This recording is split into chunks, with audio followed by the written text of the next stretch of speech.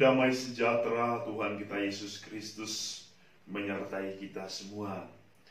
Saudara-saudariku yang dikasihi Tuhan, hari ini kita kembali berjumpa dalam renungan harian Santapan Jiwaku.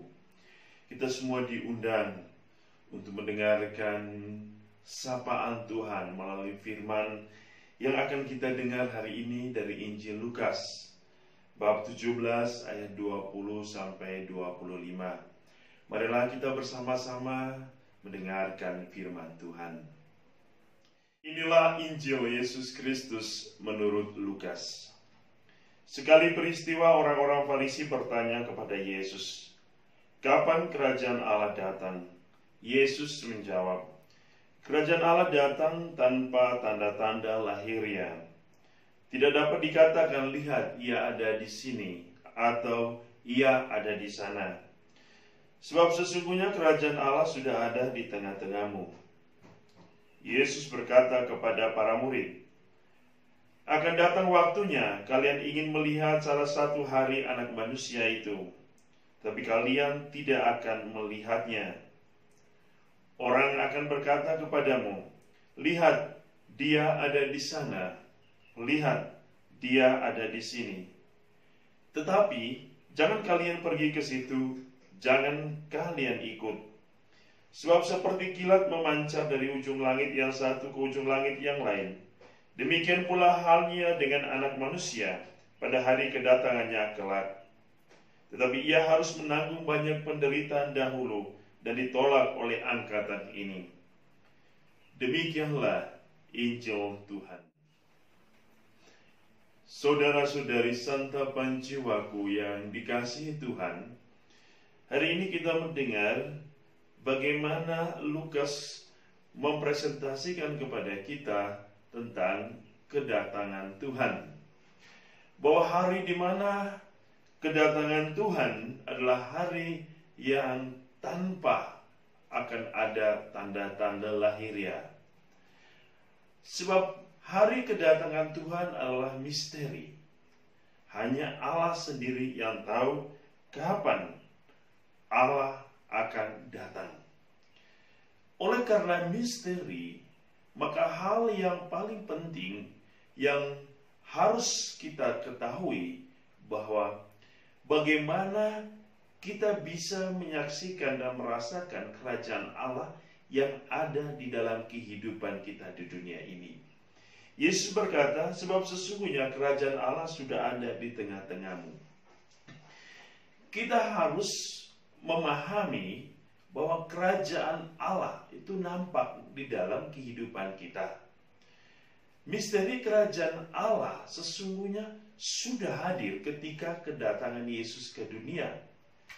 Ketika ia senantiasa hadir mempresentasikan kehidupan dan kerajaan Allah dalam karya-karya Yesus.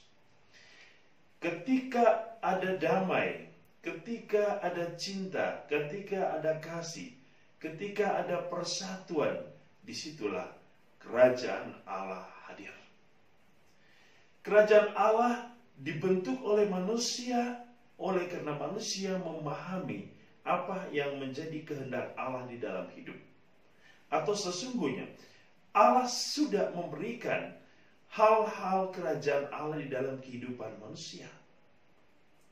Buah-buah Roh Kudus adalah buah-buah kerajaan Allah.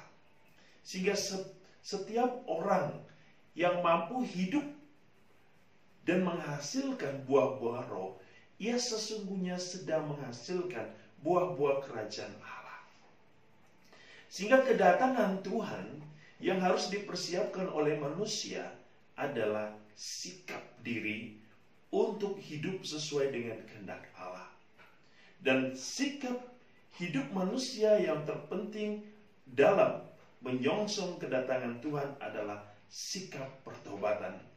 Sikap pertobatan berarti manusia senantiasa hanya hidup sejalan dengan kebenaran Allah dan hidup di jalan kebenaran itu. Karena pertobatan adalah hal mutlak yang senantiasa membuat manusia merasakan makna dari kehidupan kerajaan Allah itu. Oleh karena itu saudara-saudari, tidaklah penting bagi kita kapan Allah akan datang di dalam hidup kita. Sebab sesungguhnya Allah selalu hadir dalam kehidupan kita. Ia telah menjanjikan Roh Kudus.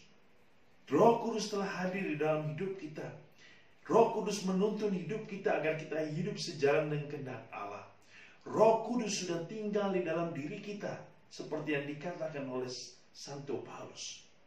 Roh Kudus telah bersemayam di dalam diri kita, sebab hidup kita, diri kita, tubuh kita telah menjadi bait Allah Roh Kudus. Maka hal yang terpenting sekali lagi saya katakan, saudara-saudara, hiduplah di dalam Tuhan, hiduplah sesuai dengan perintah Tuhan, firman Tuhan dan kehendak-Nya. Maka hidup kita akan menjadi damai, penuh cinta, dan akan senantiasa mengantar kita pada suatu kesatuan yang indah, kesatuan yang intim dan mesra di dalam Tuhan kita Yesus Kristus. Tuhan akan selalu memberkati kita dengan berkat-Nya yang berlimpah. Dalam nama Bapa, Putra, dan Roh Kudus. Amin.